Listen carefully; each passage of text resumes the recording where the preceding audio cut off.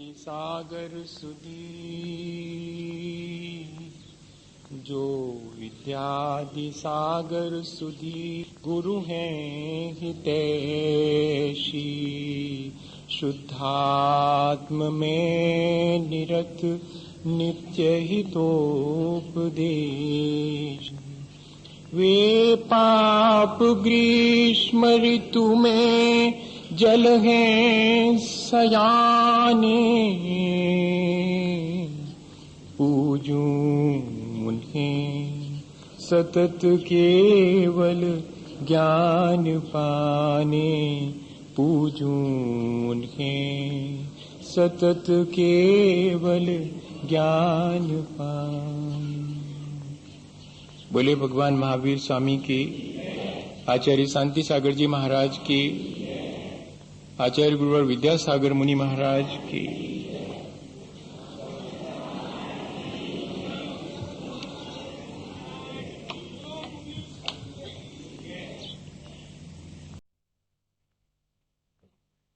हम सभी के जीवन में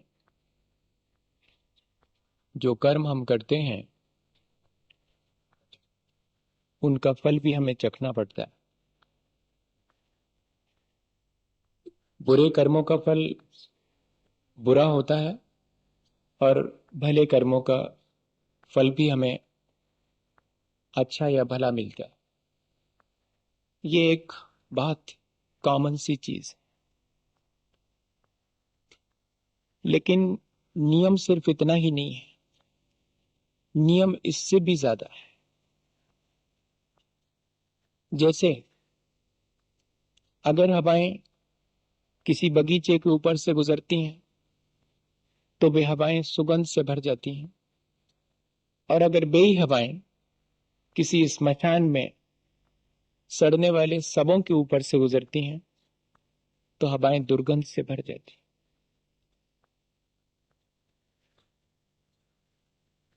ठीक इसी तरह किसी को अपने जीवन में उसके प्रति अच्छा करें तब भी संभव है कि वहां से रिटर्न अच्छा ना मिले, और कभी कभी किसी के प्रति हम अच्छा ना करें और फिर भी वहां से रिटर्न अच्छा मिल सकता है। हमारे प्रेम की हवाएं सामने वाले की घृणा से टकराकर अगर दुर्गंध से युक्त हो जाती हैं तो इसमें कोई ज्यादा आश्चर्यचकित होने की बात नहीं है।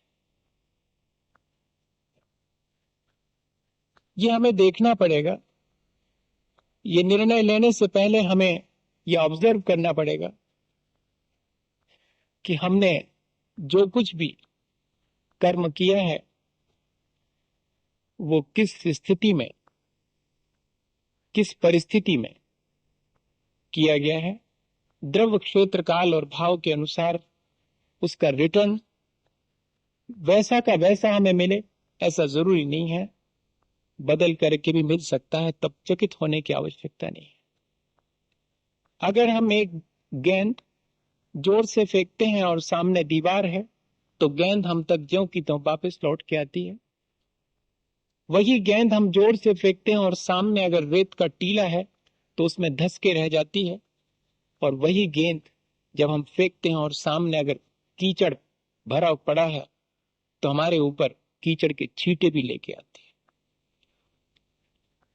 हमें यह ध्यान रखना पड़ेगा कि हमने किसके प्रति कैसा व्यवहार किया है। सामने वाले का राग द्वेष भी हमारे किए गए कर्म से प्रभावित होकर के हमें भी वैसा ही फल पाने के लिए बाध्य कर देता है। इसलिए कर्म करने की जो कुशलता है वो हमें बना करके रखनी चाहिए। भले और बुरे दोनों प्रकार के संस्कार हमारे जीवन में है। ये कौन डालता है संस्कार हमारे भीतर?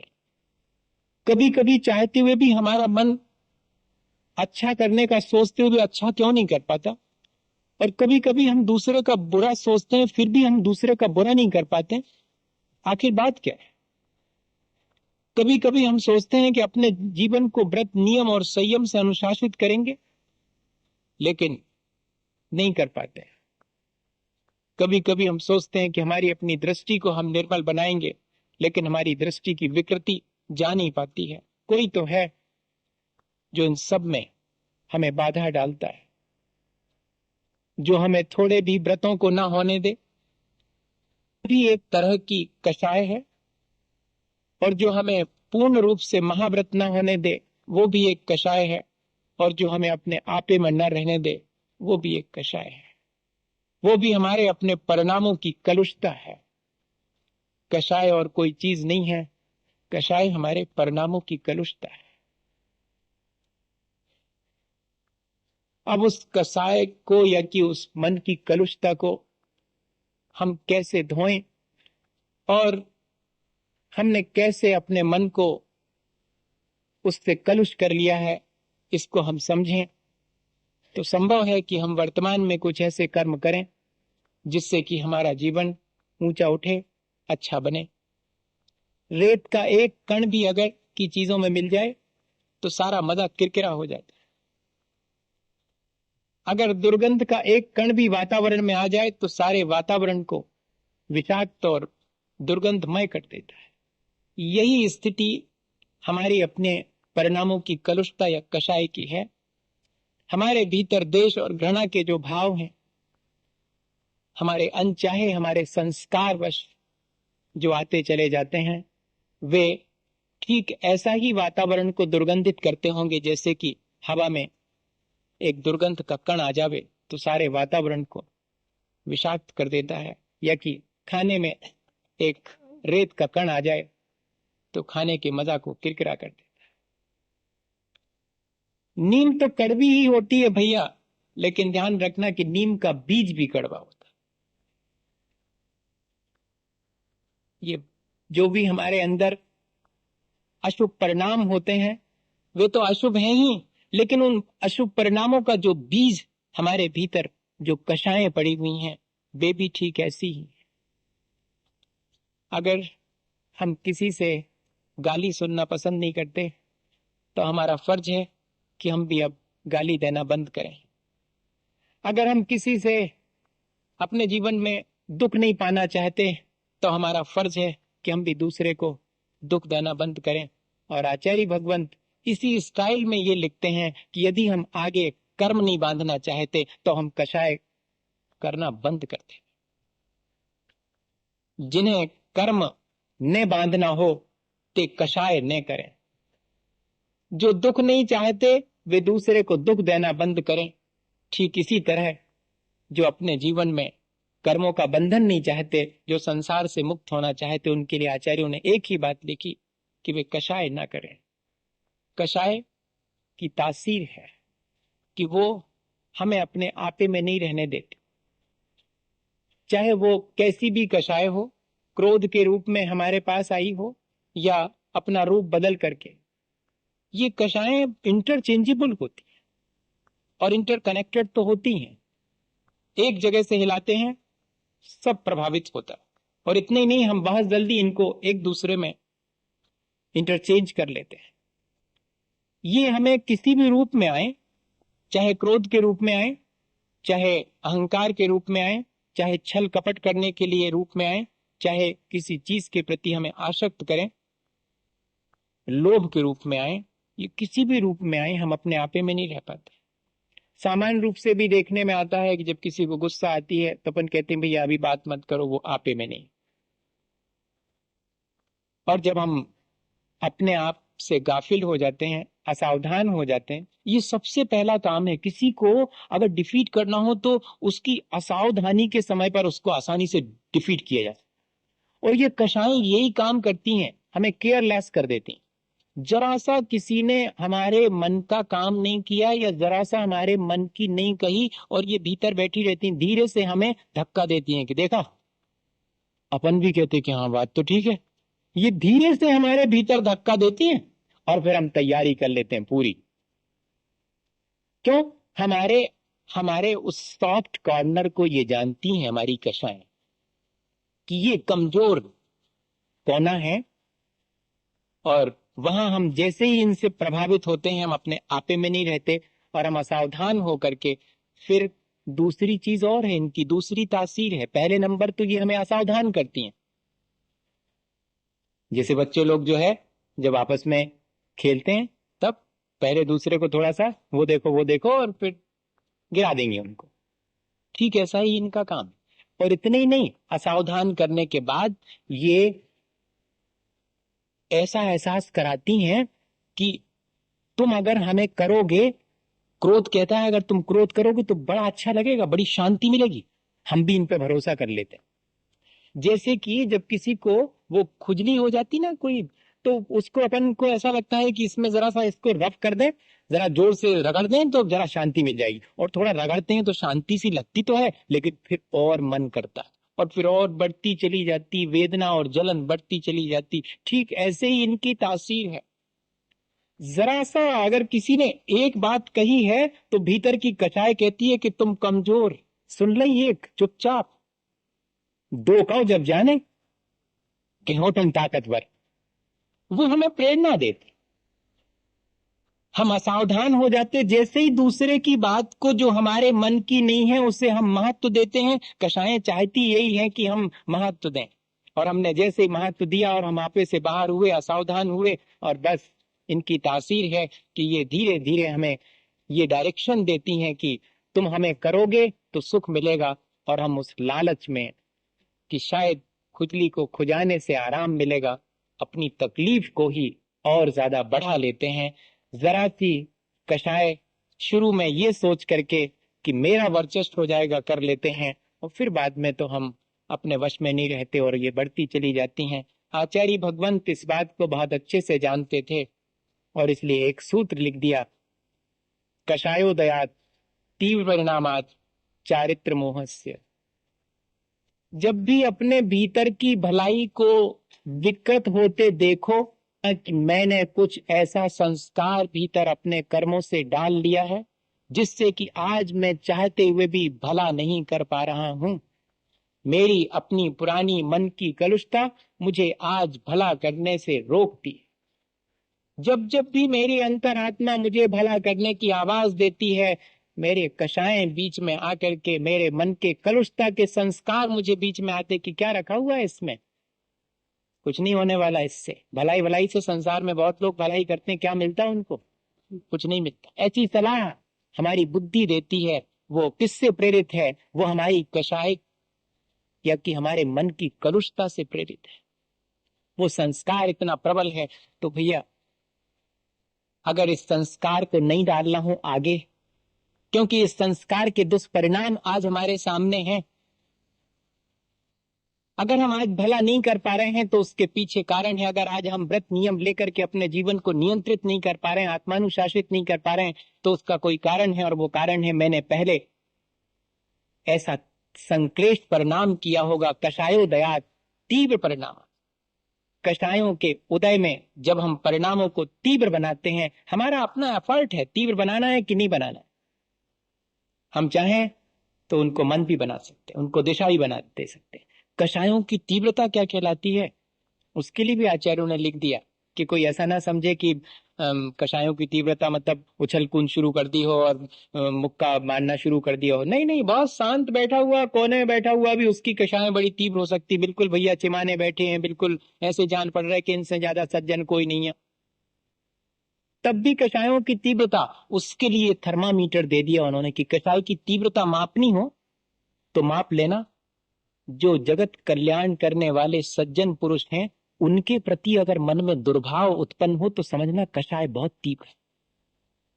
क्या इसमें कुछ नहीं लगना, चुपचाप बैठे होंगे कोने में, लेकिन भीतर जब भी जो जगत का कल्याण करने में लगे हैं ऐसे सज्जन साधु पुरुषों के प्रति मन में दुर्भाव ना आ जाए, धर्म का विरोध करने की भावना मन के भीतर आ जावे, यहां तक कि धर्म का घात करने की भावना आ जावे, तो समझना कि कषाय की अत्यंत तीव्रता है।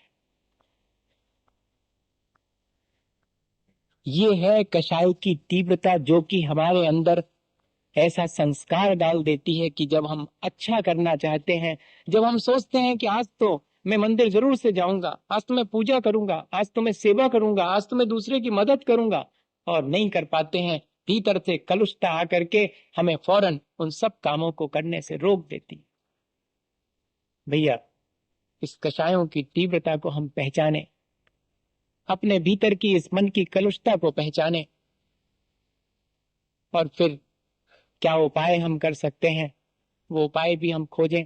ठीक है, हमने अपनी अज्ञानतावश अपने मन की कलुषता से अपने भीतर एक ऐसा संस्कार डाल दिया है, वो तुम्हारी अज्ञानता के क्षण थे। आज हमें मालूम पड़ गया है कि ऐसा संस्कार डालना ठीक नहीं है। हम उसे दिशा दें, बहुत आसानी से दिशा दे सकते हैं। कषायों को दिशा देना कैसे दे सकते हैं दिशा? हमारे भीतर, सबके भीतर कोई ना कोई कषाय है। अपन बैठे हैं इस समय भी कोई ना कोई कषाय है। कौन सी कषाय है?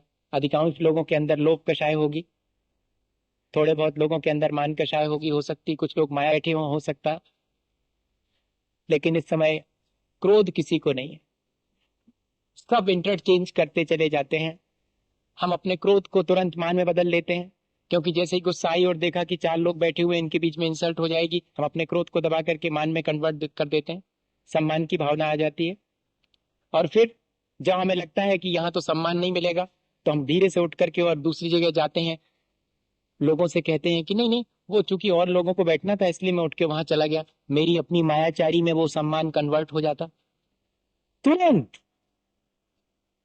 देर नहीं लगता। क्रोध को कब हमने मान में कन्वर्ट कर दिया, मान को कब हमने मायाचारी में कन्वर्ट कर दिया, और फिर बाद में लोभ जागृत हो गया, तो उस लोभ के चलते हो सकता है किसी दूसरे काम में हम लग जाते हैं।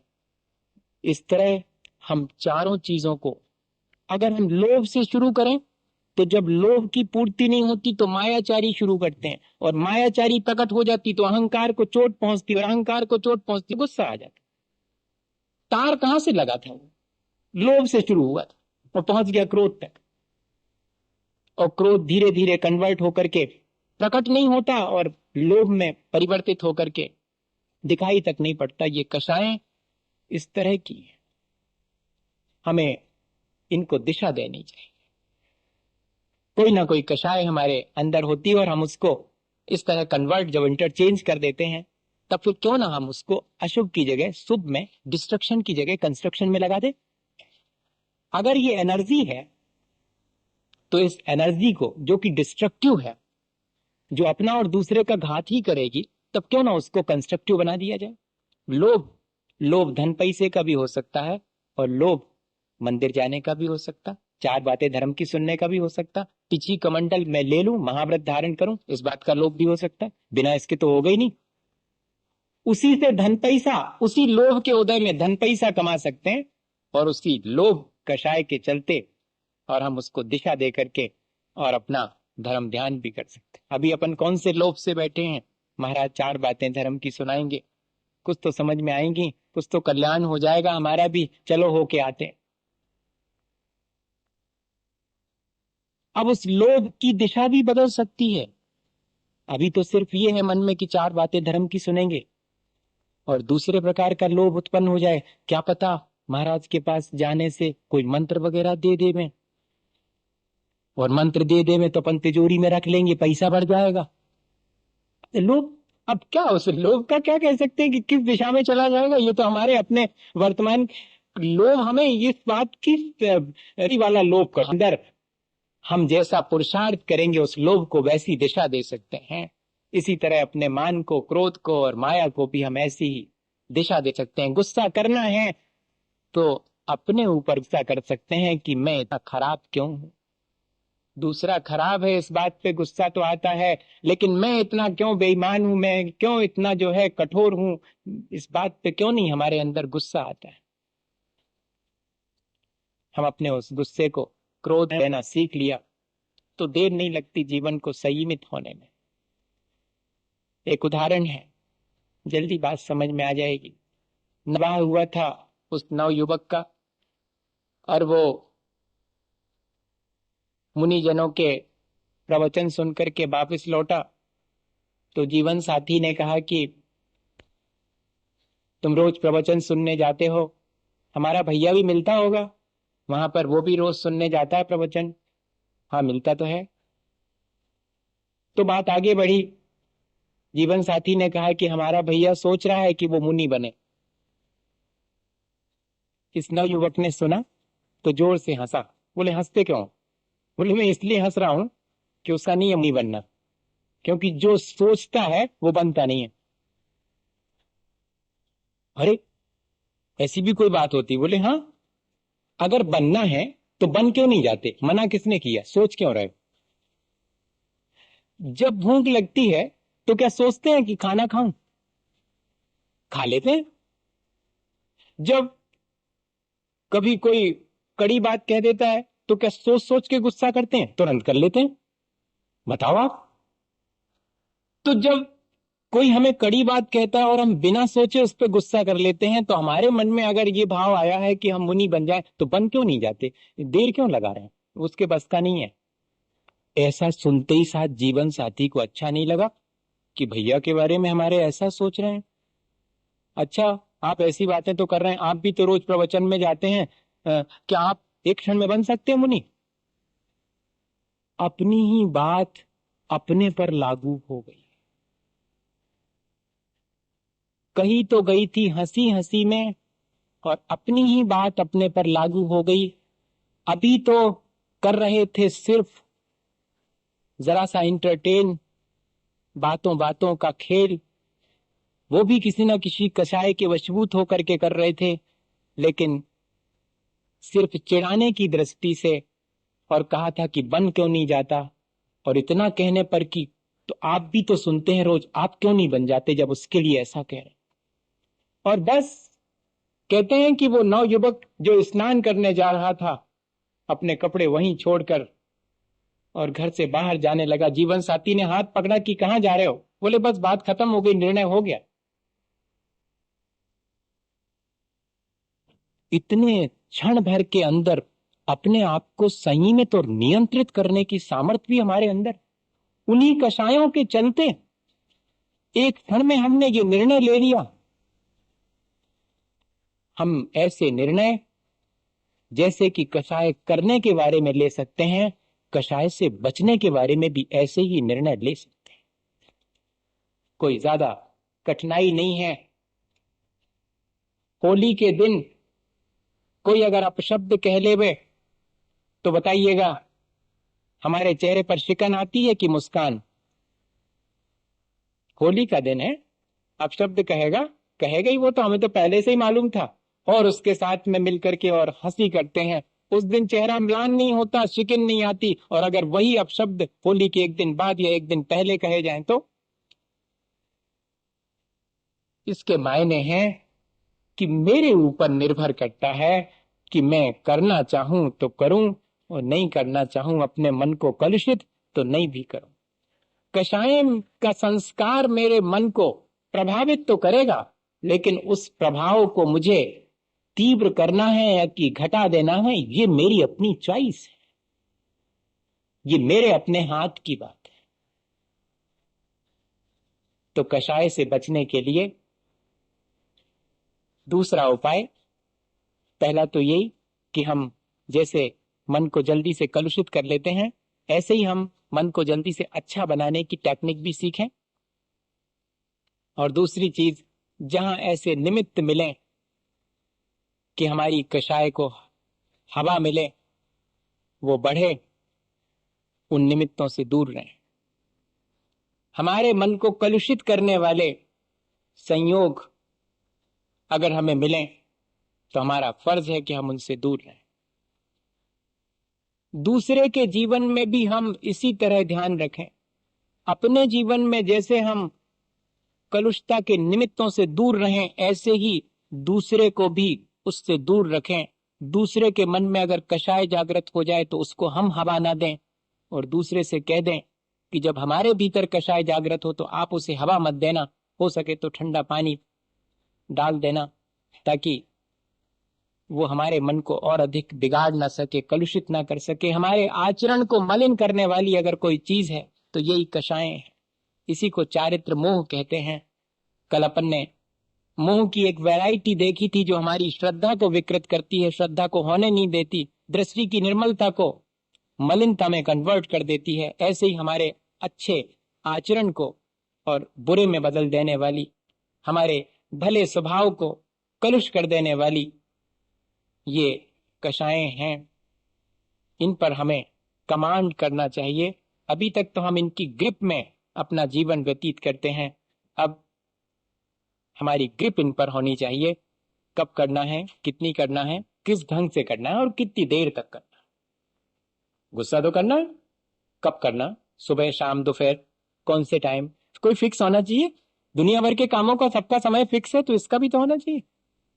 अभी आप गाली देंगे, हम गुस्सा नहीं कर पाएंगे। देखिए, आप शाम को दीजिएगा तो गुस्सा कर पाएंगे, अभी नहीं कर पाएंगे। हमें इतना टाइम नहीं है कि आप गाली दें और हम गुस्सा कर पाए, आपका हम कोई रिएक्शन नहीं कर पाए, दे पाएंगे। ऐसा नहीं कह पाते हम, कभी कह पाते हैं।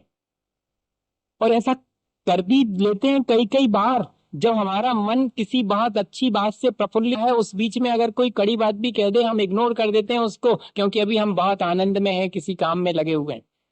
तो हम ऐसा नहीं कर सकते कि कब करना है और कितनी देर तक करना है। अरे 2-5 मिनट तो दुनिया करती है, आप सुबह से शाम तक कर रहे हो, कल तक उसको अपने मन में उसकी बात को डाले हुए, अरे हटाओ उसको। अभी घंटे भर के लिए किया और हटा दिया, कल ज्यों के त्यों। अगर मन कलुष भी हो गया है तो कितनी देर तक, जैसे कि बाई पर, गाड़ी पर पानी गिरता है और फट से हटा करके एक तरफ रख देता, क्या ऐसा बाई पर अपने भीतर नहीं लगा सकते? अपन लगा सकते। सीखना पड़ेगा भाई, ऐसा नहीं। जितनी टेक्नोलॉजी बाहर डेवलप हो रही उतनी अपने भीतर भी डेवलप करना पड़ेगी। ऐसे कैसे? जब दुनिया भर में इतनी टेक्नोलॉजी डेवलप हो रही तो क्या भीतर नहीं कर सकते? एक बाई पर भीतर के लिए बनवा ले कि फट से वैसा घुमाया और सब कलुषता एक तरफ, फिर से वैसे ही चित्त, वैसे ही निर्मल। आ गई थी, आ गई थी, किसको नहीं आ जाती? आप कचरा फेंकोगे तो थोड़ी गंदगी तो हमारे भीतर आएगी। हमने फौरन पोंछा लगाया और बाहर फेंक दी, आप और फेंको तो ठीक है, हम तैयार हैं, हमने फिर से साफ कर दी। ये हमें सीखना पड़ेगा। कब करना, कितनी इंटेंसिटी की करना और कितनी देर तक करना। ये अगर हमारे मन में, अभी तो अपन चूंकि क्रोध नहीं कर रहे हैं इसलिए उसके बारे में विचार कर रहे हैं, लेकिन जब आए तब इसको अप्लाई भी करना पड़ेगा। अभी तो ठीक है, अभी तो समझ में आ रहा है, लेकिन जब आए तब उसको फौरन इतना ही याद आ जावे। एक उदाहरण है इसका, यही आगरा में जब मैं चर्चा कर रहा था यही क्रोध के बारे में, उस बेटे ने मुझे बाद में आकर सुनाया कि आज तो मजा आ गया। कैसे? बोले हम एमटी जंक्शन से बाहर निकले अपनी कार लेकर के, और जैसे ही हमने टर्न की तो वहां से एक कार बहुत स्पीड में आई और दोनों बिल्कुल टक्कर होते होते रुक गए दोनों। अब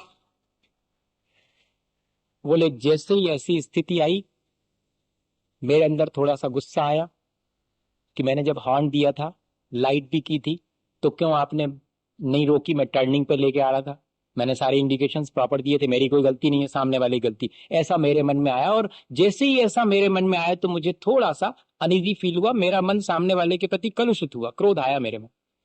लेकिन अगले क्षण याद आया गया कि अभी अभी तो क्रोध पर हम करके आए हैं विचार कि कब करना, कितना करना, कितनी देर तक करना। बोले बस वो बात याद आती ही हंसी आ गई अपने आप चेहरे पर, और मेरे चेहरे पर बोले मुस्कान आई, तो सामने वाले कार में बैठा हुआ उसके चेहरे पे मुस्कान आ गई। बोले मैंने हाथ बाहर निकाला कि तुम निकाल लो, उसने भी हाथ बाहर निकाला कि तुम पहले निकाल लो। अगर कोई और अवसर होता तो बोले मैं दरवाजा खोल के उसके बोनट पर हाथ पटकता कि इतनी बड़ी गाड़ी लेके और घूमता है और चलाना तक नहीं आती, और हो सकता कि तनातनी हो जाती। लेकिन जरा में हमने उस क्रोध को दिशा दे दी, और जरा सी ये बात याद आ गई कि अरे क्या करना, हो गया ठीक है। ऐसे हम अपनी कषायों को दिशा दे सकते हैं। एक मित्र, छोटे से उदाहरण सुना करके बात पूरी करता हूँ। ये उदाहरण तो आपको फोकट में बीच में आ गया, मुझे याद, वो जो मैं सोच के आया था वो तो आया नहीं, वो अभी आया, वो उसके बाद में आया। क्या हुआ कि एक बहुत बड़े प्रोफेसर थे और कोई एक सम्मेलन उनको करना था। तो उन्होंने अपने मित्र, जो उनके कलीग थे प्रोफेसर, वो भी थे, बड़े बड़े लोगों की बात सुना रहा हूं उनकी, ऐसा हो सकता है कि व्यक्ति इतना पढ़ा लिखा और सब कुछ होने के बाद भी पढ़ाई लिखाई का कषाय से कोई संबंध नहीं। हाँ, भी ये कषायें मन को कलुषित कर सकती हैं, और हो सकता है एकदम बिल्कुल मूर्ख हो, बुद्धू हो, वो भी इन कषायों से बच सकता है। सवाल सिर्फ अपने आप को संभालने का है। अगर ज्ञान अपने को संभालने में कारण बनता है तो वो ज्ञान श्रेष्ठ है, और ऐसा ज्ञान जो कि हमें हमारे जीवन को पतित कर दे, ऐसा ज्ञान कोई काम का नहीं। दोनों प्रोफेसर हैं, दोनों का मन है कि कार्यक्रम अच्छा हो, सम्मेलन अच्छे से हो, तो क्या करें? माहौल बिल्कुल प्रतिकूल था, इस स्थिति में करना है फंक्शन। तो प्रोफेसर ने कहा कि कोई बात नहीं, अपन दो हैं, दोनों से काम चलेगा, और मैं ही खुद अनाउंस करता हूं। और वो रिक्शा करके, और रिक्शे में जो है, और पूरे उसमें शहर में जाकर के कि ये सम्मेलन होने वाला है यूनिवर्सिटी में, और आप सबके लिए हम आमंत्रित करते हैं। तो लोगों को लगा कि अरे प्रोफेसर खुद जो है वो इस तरह कर रहा है, और समा बंद गई और सम्मेलन हो गया। अब वो सम्मेलन तो बढ़िया से चल रहा था, सब वक्ता बोल रहे थे अपनी अपनी तरह आके, लेकिन वही जो मित्र जो कि सारे शहर में और अनाउंस करने गए थे, जब उनको खड़ा किया तो वे जरा लंबा बोल गए। अब लंबा बोल गए तो ये जो दूसरे प्रोफेसर मित्र थे, उनने धीरे से उनका कुर्ता खींचा कि सुनो, बहुत देर हो गई, तुम बोले चले जा रहे। बस उनको आ गई गुस्सा, इतने हजारों लोगों के बीच में, और मैंने ही तो समा बांधी और मुझे ही नहीं बोलने दे रहे। आ सकती है। ये कन्हैयालाल मिश्र प्रभाकर ने अपनी किताब में उदाहरण लिखा, और कहते हैं कि उस क्रोध के वशीभूत होकर उन्होंने इतने लोगों के बीच भी मंच से अपने उन प्रोफेसर मित्र की जो इंसल्ट हो सकती थी वो कर दी, अनाप शनाप कुछ भी कह दिया। अब वो जो मित्र थे वो सख्ती में आ गए कि सभा बनते बनते बिगड़ ना जाए, तो ये तो चुप रहे। अगर वे भी उबल जाते तो बिगड़ ही जाती बात। चुप रहे, और चुपचाप धीरे से माइक लेकर के और किसी बढ़िया वक्ता को खड़े कर दिया, और फिर से सारा सम्मेलन तो हो गया। लेकिन दोनों तरफ के लोगों ने कहा कि एक माफी मांगो, लेकिन बात इतनी बढ़ गई थी कि दोनों एक दूसरे से नहीं मिले। ये नेहरू और महावीर त्यागी वाली बात नहीं है कि वो अपने कार में हाथ पकड़ के ले गए थे, आपको याद है कल परसों? वो वैसी नहीं, ये थोड़ी हट करके हो गई। ये दोनों ने एक दूसरे से बिल्कुल भी नहीं मिले और चले गए। कई दिन तक अनबोला रहा, बात ही नहीं हुई। प्रोफेसर मित्र जो थे, उनके मन में कई बार आया कि अरे क्या इतनी सड़ी सी बात पर अगर ज्यादा बोल लिया था तो बोल लेना देना था, मैंने ही काय को कुर्ता पकड़ के खींचा, क्या करना था। तो उनने एक तो चिट्ठी पर क्या लिखा कि हम तो सोच रहे थे इतने दिन से तुम नहीं मिलने का नखरा कर रहे हो, अगर तुम नखरा कर रहे हो तो जल्दी से आ जाओ, मैंने चाय बनवा के रखी है। हाँ, वो वाला कॉमन वो जो टाइम होता कॉलेज में, क्या बोलते हैं उसको, क्या बोलेंगे, हमें समझ में नहीं आ रहा। T time.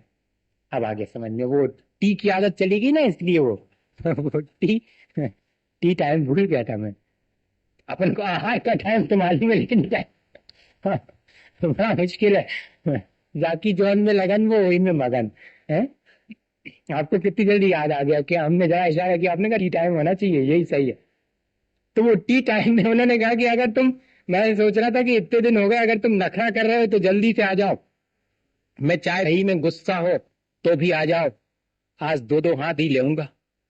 हाँ, ऐसा लिख दिया उस चिट्ठी पर कि अगर हमने तो सोचा था तुम नखरा कर रहे हो, नखरा कर रहे हो तो कोई बात नहीं, गलिहारी है तुम पर अगर गुस्सा कर रहे हो तब भी आ जाओ, आज तो दो दो हाथ करने का मन है। और जैसे ही ऐसी चिट्ठी, हमारी ये कलुस्ताएं हैं, और जैसे ये चिट्ठी पड़ी और भी आए और आर के जो है, और इनने भी खड़े होके हाथ पकड़ लिया कि आओ बैठो। अब वो मित्र जो है माफी मांगने के मूड में, इनने कहा कि नहीं तुम तो चाय पी लो, और चाय पीते पीते और वो मित्र बोले, कहने लगे भैया उस दिन जरा बेवकूफी हो गई। तो इनने इनने भी धीरे से कहा, किसकी, मेरी या तुम्हारी? और दोनों ने जोर से ठहाका लगाया और गले मिले। और बताइएगा, क्या हम इस तरह अपने मन की कलो एक दूसरे के साथ जैसे बढ़ा लेते हैं, ऐसे ही एक दूसरे के साथ मिलकर अपनी इस कलुषता को क्या हम वॉश आउट नहीं कर सकते? हम कर सकते हैं। स्वयं नहीं कर पाते हैं तो दूसरे की मदद से हम इस प्रक्रिया को थोड़ा सा विनम्र होकर के, थोड़ा सा झुक करके अपने मन को कलुष होने से बचा सकते हैं, इसी भावना के साथ कि हम सब अपने मन को निर्मल बनाएं और ये कलुषता का संस्कार जो हमें निर्मल होने में बाधक बने, हटा करके अपने जीवन को हमेशा के लिए आ सके। इसी भावना के साथ विद्यासागर मुनि महाराज। हे गुरुवर शाश्वत सुखदर नग्न स्वरूप तुम्हारा है, जग की नश्वरता का सच्चा करने वाला है। जब जगी विषयों में रची बची कर गाफिल निद्रा में सोता हो, अथवा वह शिव के निष्कंटक पथ में विषकंटक बोता हो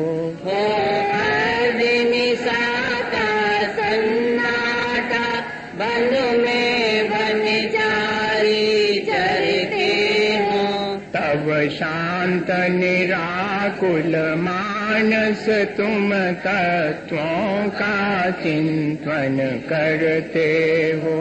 करते तपशैल नदी तट पर तरुते वर्षा की झड़ियों में, समता रस पान किया करते सुख दुख दोनों की घड़ियों में। अंतर ज्वाला वाणी मानो जड़ती हो फुलझड़िया, भवबंधन तड़ तड़ टूट पड़े खिल जावे अंतर की कलियां। तुम सादानी क्या कोई हो, जग को देती जग की निधियां। दिन रात लुटाया करते हो शम सम की अविनश्वर मणियां। हे निर्मल देव तुम्हें प्रणाम, हे ज्ञान दीप आगम प्रणाम। हे शांति त्याग के मूर्तिमान शिव पथ पंची गुरुवर प्रणाम। मिथ्यात्म में नाश वे को ज्ञान के प्रकाश वे को आपा पर वाश वे को भानु से बखानी है। सहो द्रव्य जानवे को बंदे वेद बानवे को सपर पहचानवे को परम प्रमाणी है। जताए वे कहूँ न सताए वे को भव्य हो रे आनी है। जहाँ तहाँ तार वेखो पार के उतार वेखो सुख विस्तार वेखो यही जिन वाणी है।